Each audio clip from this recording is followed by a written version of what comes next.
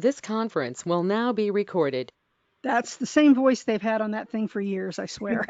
How you doing? And this is Tammy DeLu here with the Safe Space podcast. Today I have a very special guest, all the way from what exactly? Where are you, Jackie? I live in Maryland, but I actually work in Washington, D.C. Well, somebody's got to do it, right? So she's over there in the belly of the beast, so to speak, and she's going to be talking to us today a little bit about. Well, I want to find out a little bit about Jackie's life and what she's been doing, what she does for a living, which I think is very interesting. And then after that, we're going to talk a little bit about how she looks at retirement and how she went about trying to get the ball rolling for her retirement. She looks way too young to retire, though. But I'm going to turn the camera off and I'm going to put just Jackie's lovely face up there. So hang on a second. There we go. So, Oh, Jackie, tell us who you are, what you do, and a little bit about your background. okay. Oh, well, I was born Jacqueline McCoy, and I was born into an Air Force family. My father was in the military, and so my upbringing was a little, I would say, unconventional. It wasn't unconventional to me at the time because I didn't know anything different. But my father worked in a security secure type of position with the military. So every time he would go somewhere, it would be sort of what they would consider sort of like a remote assignment. And so oftentimes there were just no kids around. So I have a brother, so he and I just became close buddies. So I didn't move back into the United States until I was a senior in high school. So I missed a whole lot of things, because I was born in 54. And so I missed a whole lot of stuff. And so when I come back, it was just like a new world to us. And then we came back and we were just little brown skinned children that talked with British accents because that's the last place we lived was in England. And so so that was interesting, just trying to acclimate to just being in the United States and then just to the ways of how, students were in the United States, because we'd never gone to a high school, a normal high school, quote unquote. So anyway, I ended up got married young. Didn't stay that didn't last very long because it was too young, and ended up just moving around, trying to live in different places. And I had two children, and when the wind would strike, I would just up and just, well, let's go to Louisiana. Let's go see what Louisiana is like. And but eventually, I ended back in Oklahoma City, and then eventually here in Washington D.C. And so, what I do now for a living is I'm administrative personnel is what I am. Administration is my specialty, for lack of a better term. So now I work for the National Academies of Sciences, Engineering, and Medicine. And I can never remember the year, but this was an agency that was started by President Lincoln back in his time. And the sole purpose of the academies is our shorthand for the word is that we advise the government.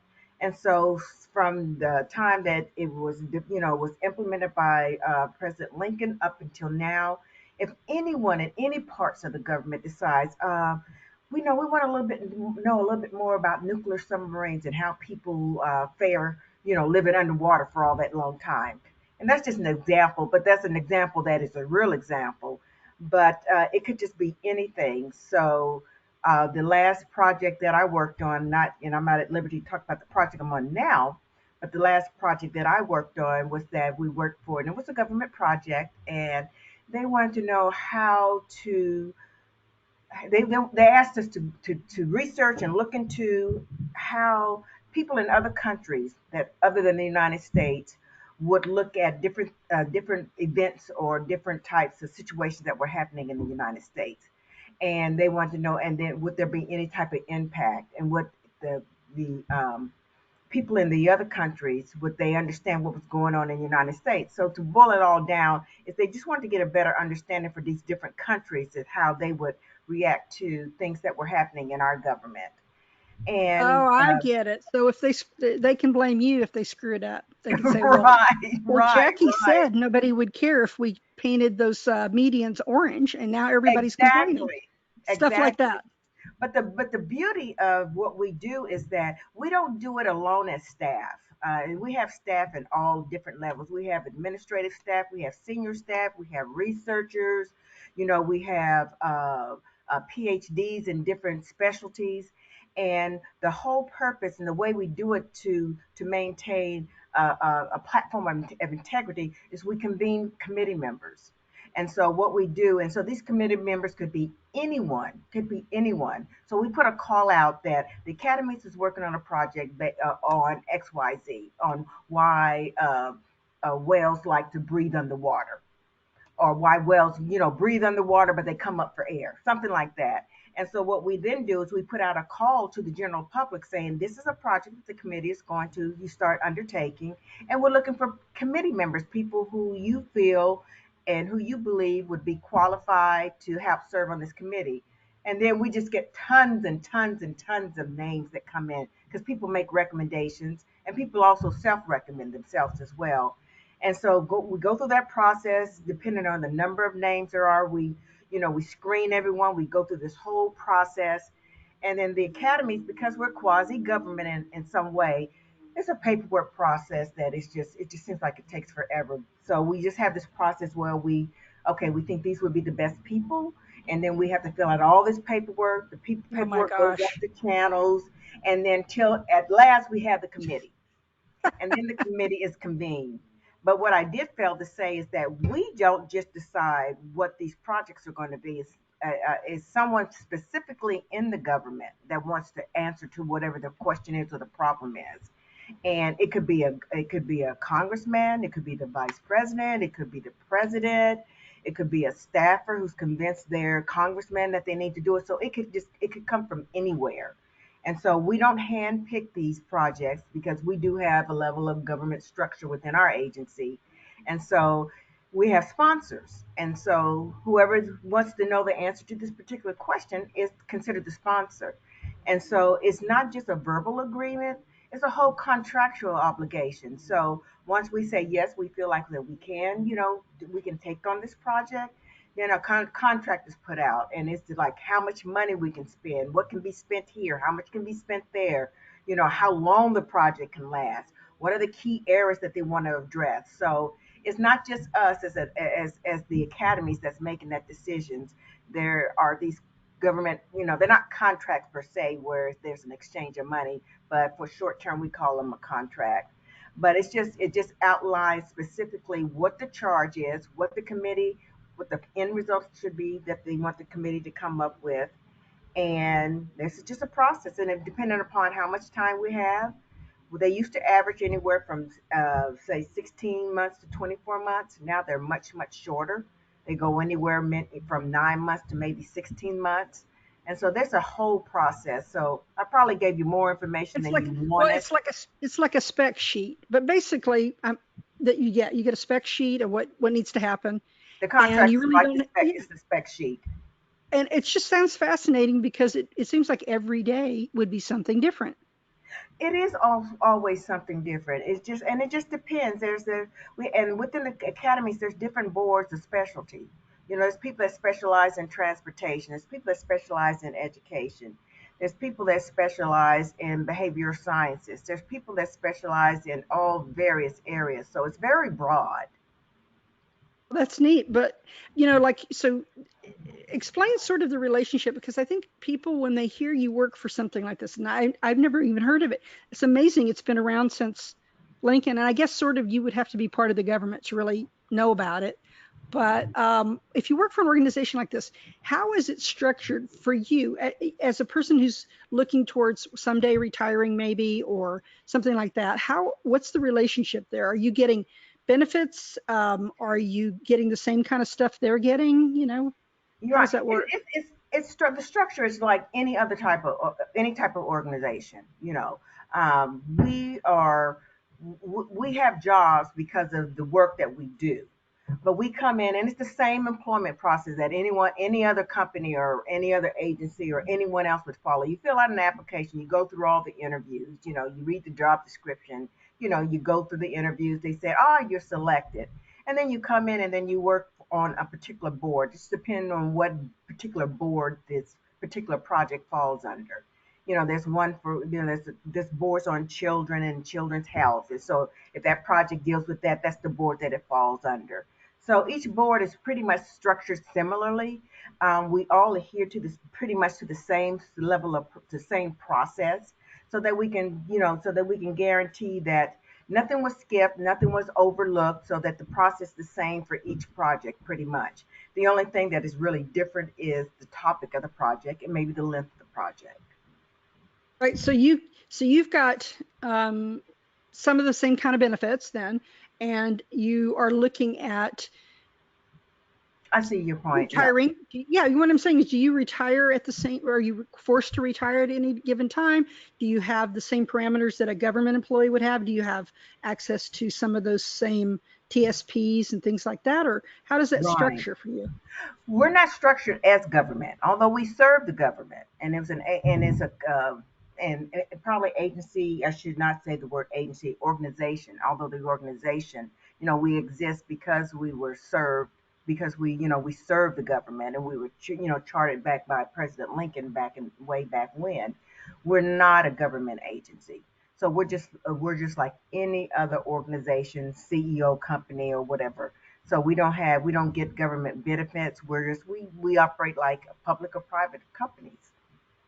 You have to go out kind of and chart your own destiny. And what this is leading up to me for Jackie is there's a lot of people that work in what I call quasi governmental jobs or NGOs or whatever, people that are sort Okay. of like that.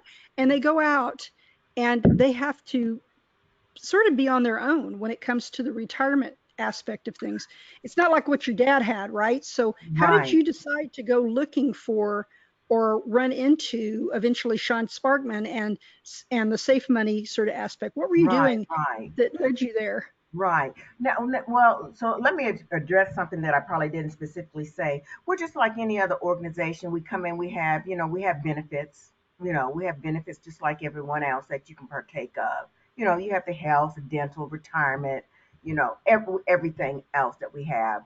And so, we have access to T-Craft, Fidelity. So we have, retirement, companies that you can invest in, and your money's taken out of your paycheck, and it's you know, uh, put into whatever account that you've opened. So we have that. And so it's not as if that we don't have that. What made me look for Sean is that each time I'm one of those people that works a job for 3 or 4 years and I move on to something else.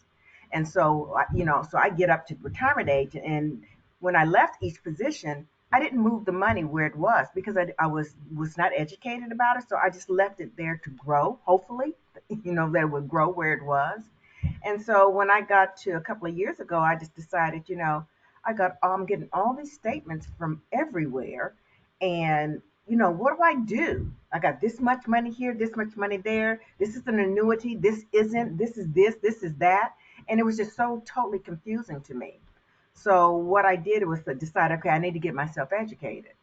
And so that began my quest of just looking online and just looking at different companies and just seeing what pop up. If I typed in annuity, 50,000 companies, it would pop up.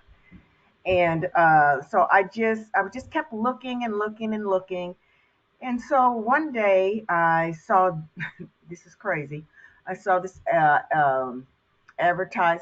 I forget what they call them, but it was this company that was advertising about they deal with annuities on television. And so I decided, oh, that sounds interesting. Let me call them and see what that's all about. So I called and they, hooked me up with someone, and someone came out to the house and said, a woman, and very nice. And she was just talking to me and explaining things to me somewhat. And I'd ask questions and she'd give me an explanation, but I wasn't quite sure if I understood or not. And so it got to the point where she's coming over with the final paperwork I was supposed to sign. And when she walked in, it just didn't feel right to me because I didn't feel educated. I didn't feel knowledgeable. And so I decided I can't do that. And it was difficult for me to tell her because she had invested a little bit of time into me. But I also had to realize that I was investing in myself. And so I couldn't let that, be the cross that I died on.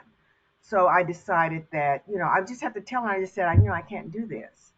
And so, we severed the relationship. And so then I started, just researching again and just looking. Someone said, well, why don't you look into an annuity? And so I typed in annuity, and Sean's name came up. His name just popped up. Don't ask me why. His name just popped up. And so I said, well, you know what? I'm going to reach out to him. And so I reached out to Sean, and it felt like I was reaching out to an old friend. It's that first conversation. It wasn't awkward. It wasn't difficult. He was asking me, what I was looking for, and I felt like I was talking to a friend. And because I felt like I was talking to a friend, all the fears and the anxiety I had about not really being knowledgeable and really know what I was doing, the more I talked to him, the more it evaporated, because every time I would ask him a question, he would explain it. He wouldn't answer the question, he explained the question to me, and then he explained the answer and he educated me. And so as he was educating me, I was learning, and then the more he educated me on what I was trying to do, the more I felt this level of comfort with him, to the point where Sean and I interact sort of like family. I call he has children. I call them my grandkids, jokingly, and every now and then he'll send a picture. I ask about his wife. I know, the family, and he and I have a relationship. We have a professional relationship, but then we also have a friendship relationship. And if anyone asks me what is Sean to me, Sean Sparkman is my friend. He's my friend first. That's really, really powerful because have you guys met in person yet? No, we have not. We just do. See, We just online. We've done. I forgot what he uses, but it's sort of like Zoom. But we've seen each other, but we haven't met in person or anything like that. And I would love to, but Sean is my friend. He is my friend, and I just felt like I was just led to him from the moment I met him. From the moment that I met him, there was just I was able to breathe a sigh of relief, because it was just his manner and the way he talked to me and the way he carefully made sure I understood what he was talking about before he would move on and change the topic. Was a whole new experience, a whole new world than what I had experienced before, looking for other people and other people that I was air quote interviewing, but really didn't know enough to interview them. And I'm not saying no one was trying to take advantage of me, but I think what happens is that when you have someone who realizes that you're not educated about whatever you're seeking out, that and they don't take the time to educate you, I feel like you're at a disadvantage. And so I would just say, okay, Sean, that doesn't make sense to me. And then he would back up, he would rewind, and he would explain it again in the same terms and maybe ask something else.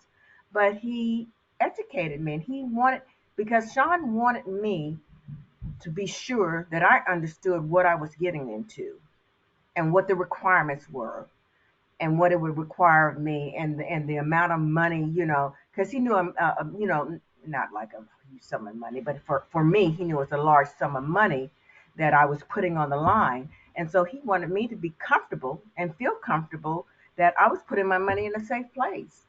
And it didn't matter how many times I asked him the same question. And I have real short term memory, I always have. And so generally, maybe the first 5, 10 minutes of our conversations is him saying the same thing again, but he does it with patience. He does it with the air of just educating me, and he does it with the air of, I say, of love. You know, uh, it just doesn't bother him. And I can tell he's not thinking, "Oh, here we go again. I explained this to her 50,000 times." He does it again, and then I said, "Oh yeah, Sean, now I remember." And so he's patient, he's kind, he's generous with his time.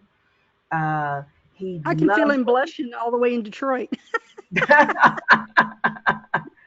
he's fabulous, Yeah, and like I've he's heard my this friend. before. I think, you're somebody though that's been working virtually for a little while now, and Yeah. you know what you've just done is dispel a myth that, I work with advisors. I try to find more Seans. They're 1 in 100,000. So I Right? keep looking, thinking I'm Yeah. going to find some more like that. But um, I work with advisors, and they always tell me that they feel it's impossible to form that kind of tight relationship virtually. And you've just proven what I've been telling them for years. It is not. It It is is not. It is not. false. Because I'm telling you, I don't, and I don't think it's just me or the type of person that I am.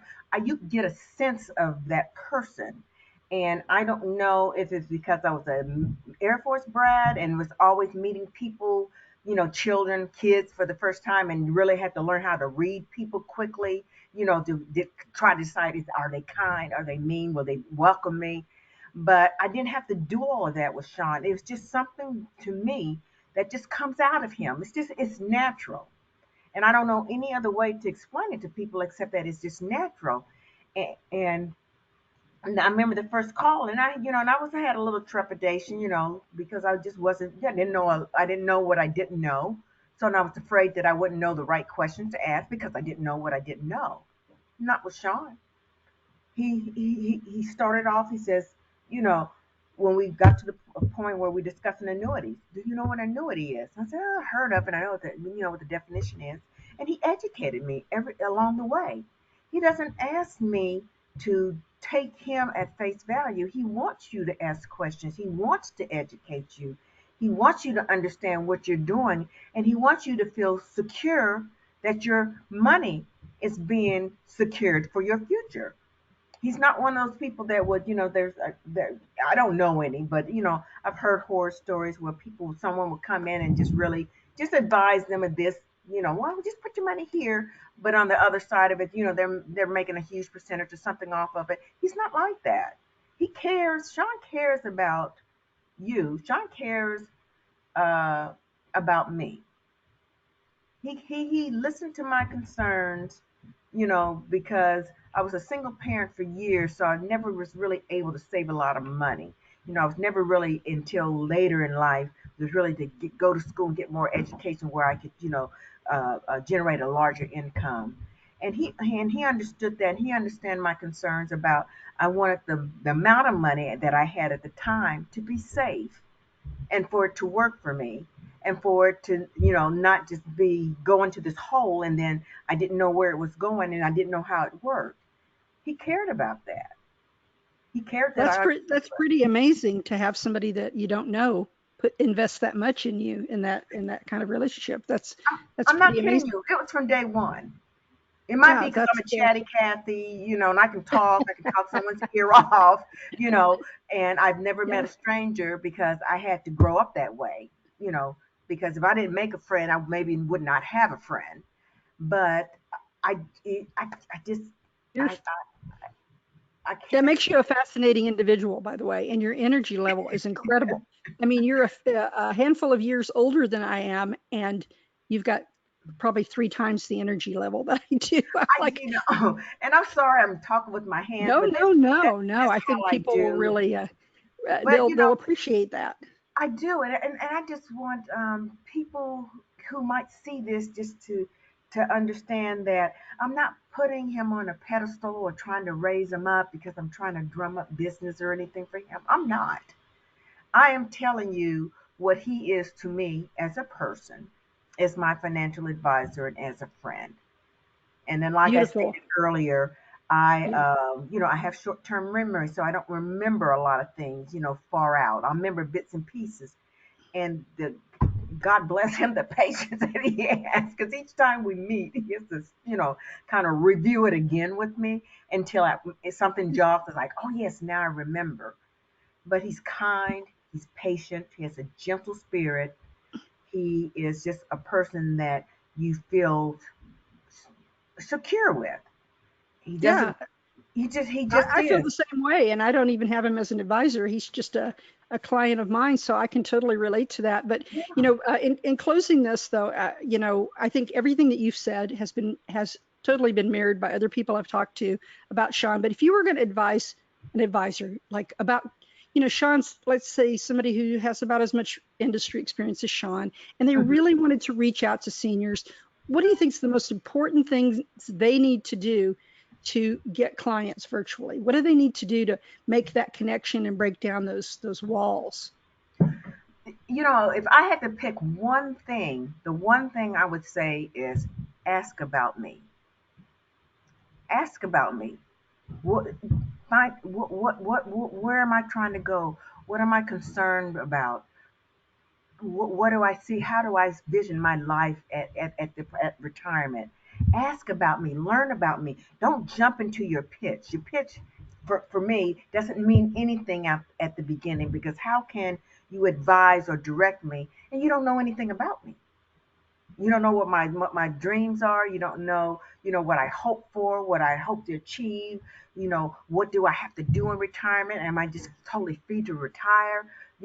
Or am I taking care of a relative who can't, but learn about me, ask about me, find, discover me, ask me questions, get to know me.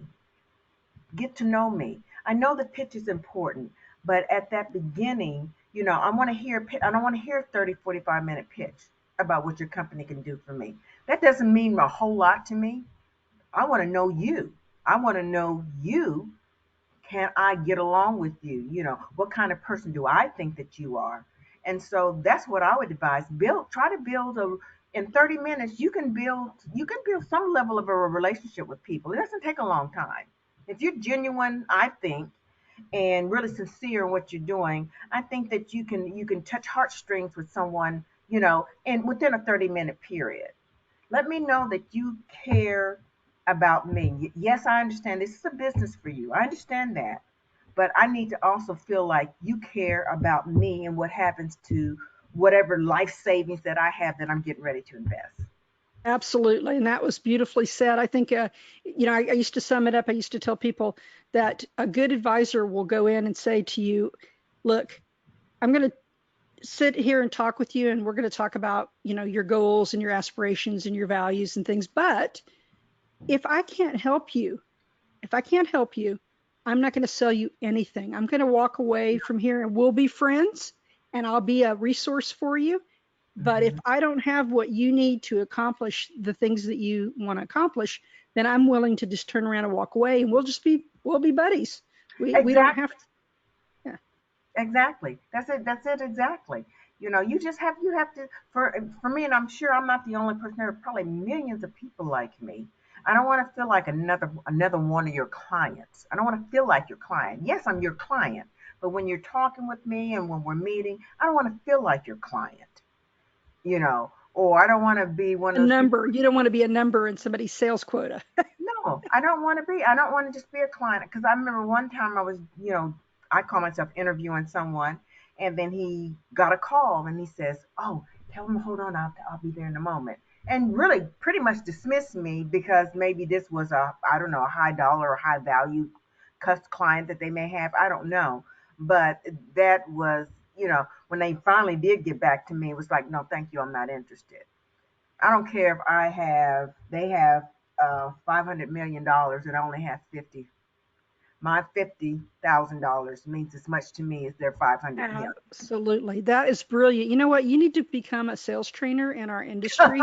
And Jackie, I wish we had all day, and we will talk again. I want to talk to you again because you are a very, very interesting person. Your background makes you uniquely, I think, flexible. I think having to do what you did as a kid, and very interesting. You've probably been to a lot of the places that I've traveled to.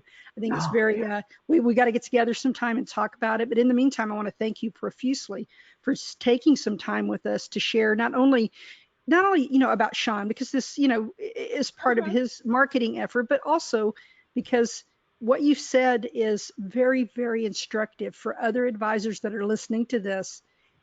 If you want to know what the problem is and you're getting more clients, it could be you. It could be you. It could be the way you're starting off the conversation. So there's a time and place for you to talk about your Harvard degree. There's a time and place for you to brag a little bit about all the sales contests you've won. But it's not in the True. first couple of days you know someone. Right. It's just like if you went on a date like that, you probably would never have a second date. Probably So wouldn't have a you second date. And or because you went to Harvard, and because you went to Harvard doesn't mean you know how to make my money grow. Exactly. So I want to thank Jackie all the way out in DC. Bless you for being in I said it's the belly of the beast out there, but you're Yeah. managing to make it work. And the fact that you have so much patience with government nonsense tells me a lot about you. I don't think I could do it. I get upset with just one or two sheets of paper, much less 40 or 50 It's forms tough that I have to fill sometimes. out. Yeah. So I want to thank you, and we will talk again. God bless. I wish you the very best. I know Sean's going to take great care of you, and you're going to have so much more money when you get ready to finally. I just don't see you retired, though. I just don't see you with a parasol laying on the beach. I think you're That's going what to my be kids working. say. That's what they say. But you know what? I want to say this in closing, Tammy. You are also a friend. Well, that's really sweet, and we will talk again. I will get out to DC someday, and we'll meet up. In the meantime, I want to thank all of you for listening to the Safe Space podcast, as opposed to Sean Sparkman. Now he has a Safe and Sound podcast, and I think Jackie, you probably want to get in on that too, because he has a couple of really really interesting people on his podcast. He's just getting started like me. So for Sean Sparkman and for our lovely Jackie here, I want to thank you very much for listening today. And we will talk again, Jackie. Take care. Take God care. bless. Bye bye. Goodbye. Goodbye.